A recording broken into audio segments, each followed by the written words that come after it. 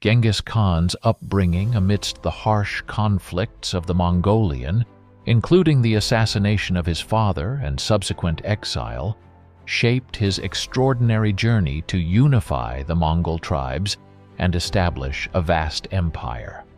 The mystery of Genghis Khan's tomb has captivated people for nearly 800 years, raising questions about the treasures it may contain and the secrets it could reveal about his legacy. Recent research from the Australian National University has provided compelling evidence, suggesting that the Avarga site in eastern Mongolia served as Genghis Khan's strategic base during his lifetime. Despite meticulous planning and the dedication of thousands of loyal followers, Genghis Khan's tomb has remained hidden for centuries, evading discovery despite numerous attempts. Genghis Khan's legacy endures not only through his vast empire, but also through the enduring mystery surrounding the whereabouts of his final resting place. As Genghis Khan expanded his conquests to forge history's largest land empire, spanning from the Pacific Ocean to the Caspian Sea, he also began to contemplate his own mortality.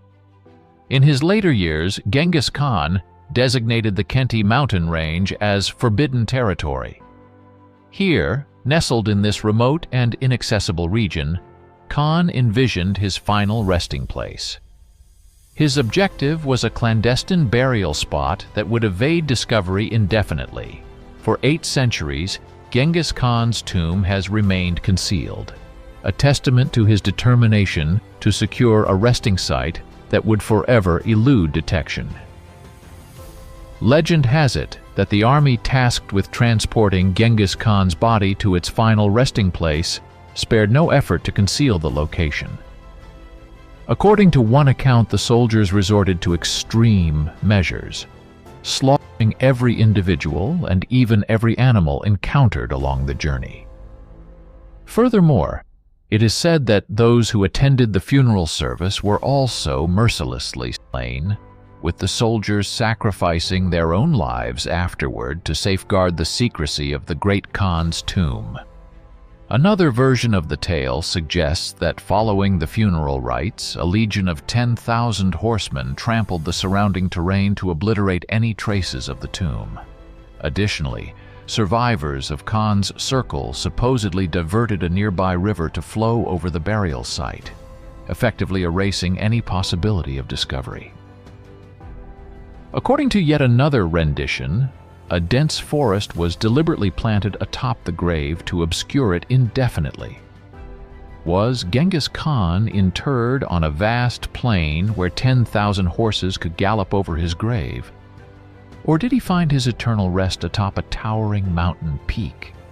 Should archaeologists direct their search towards dense forests or meandering rivers in pursuit of his elusive tomb? According to folklore, Genghis Khan meticulously selected his final resting place.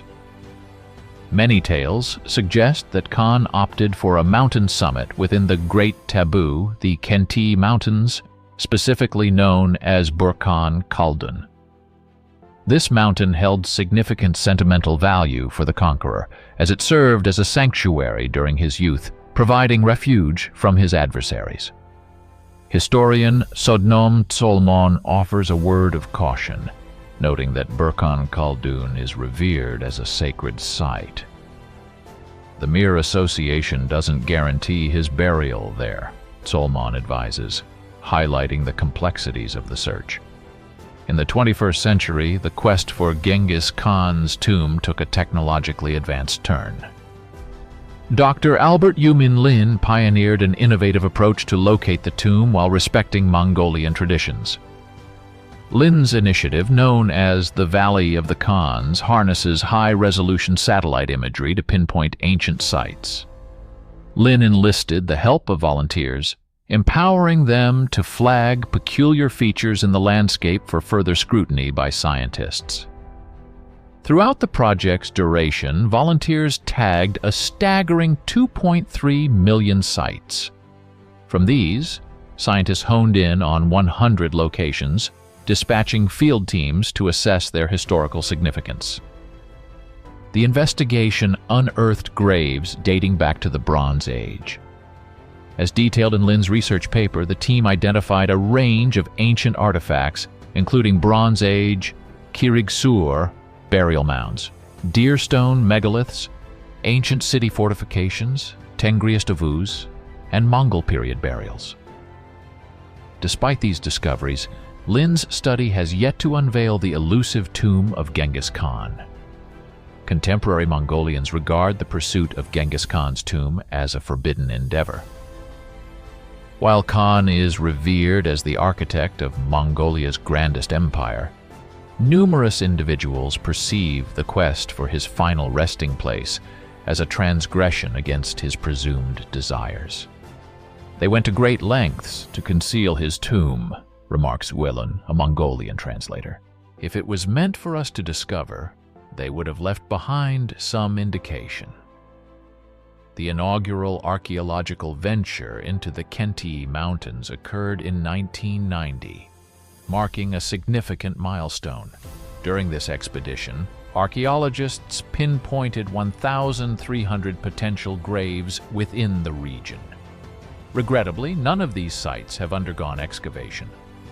The initiative, a collaborative endeavor involving Japanese and Mongolian scientists, was dubbed Gurvan Gol, translating to 3 rivers, as it concentrated on the waterways traversing Genghis Khan's birthplace. However, the year 1990 witnessed the collapse of the Soviet Union and Mongolia's declaration of independence. The ensuing peaceful revolution also sparked protests against the pursuit of Genghis Khan's tomb.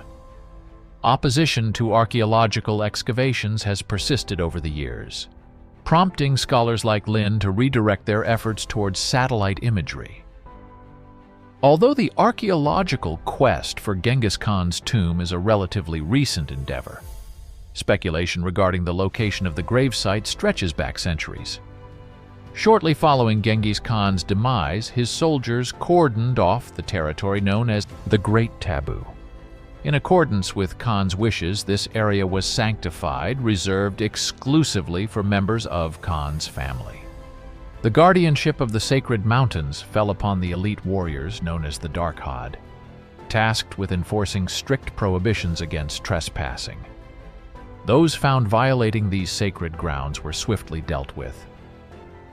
Even as Mongolia came under the rule of foreign conquerors, the descendants of the Mongols remained steadfast in safeguarding the sanctity of this land. In Europe, cartographers included the purported location of Genghis Khan's tomb on their maps, despite its elusiveness for centuries. In 1924, when the Soviet Union asserted control over Mongolia, access to the sacred mountains was prohibited. However, the Soviets viewed the situation through a different lens, fearing that the discovery of Khan's tomb could stoke nationalist sentiment among Mongolians, potentially destabilizing Soviet authority.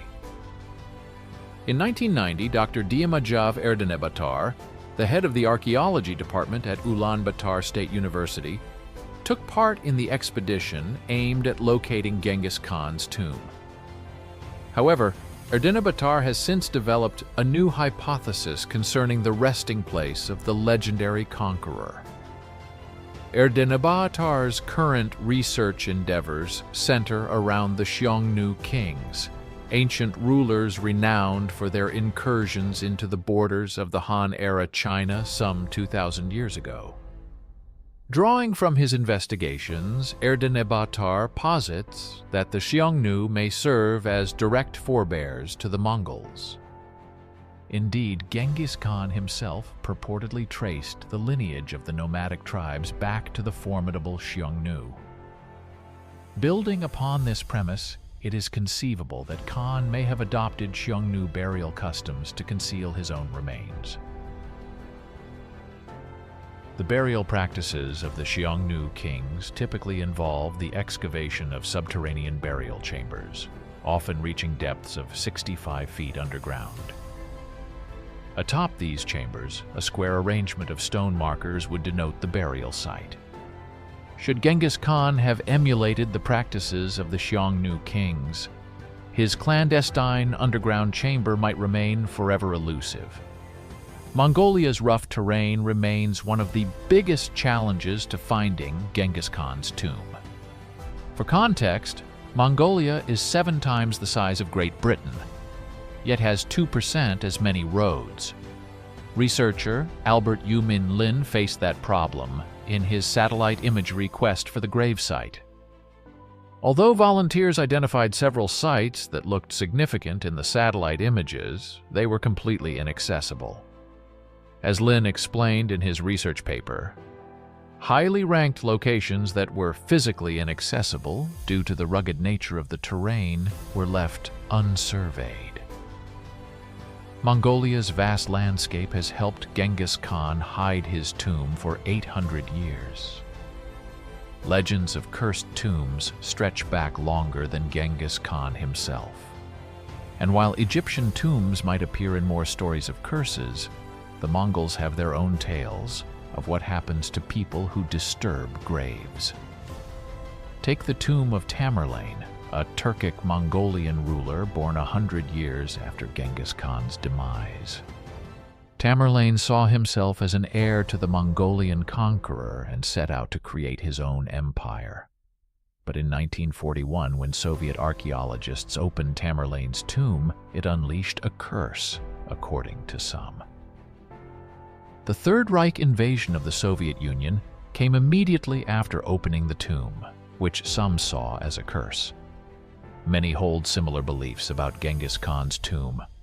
Altan Kuyag, a Mongolian herder, has climbed the Khenti Mountains himself, but he doesn't want anyone to find the elusive tomb. "I don't think people should search for his tomb," Kuyag says, "because if it is open, the world will end." Alongside the enigma surrounding Genghis Khan's tomb, the precise circumstances of the conqueror's demise remain shrouded in uncertainty. According to Marco Polo, the renowned 13th century Venetian traveler who spent time with Genghis Khan's grandson, the conqueror met his end on the battlefield. Polo recounts that while besieging a castle, Khan sustained a fatal arrow shot to his knee, succumbing to infection thereafter. Similarly, a Ukrainian chronicle echoes this narrative, stating that Khan fell in battle. Contrastingly, Mongolian chronicles propose a different account, suggesting that Genghis Khan was assassinated by a princess from Western Xia. However, the secret history of the Mongols, written shortly after Khan's passing, presents a slight deviation, asserting that the conqueror met his demise after falling from his horse during a hunting expedition and subsequently succumbing to his injuries. Irrespective of the specific circumstances surrounding his death, Genghis Khan undertook extensive measures to ensure the perpetual concealment of his tomb.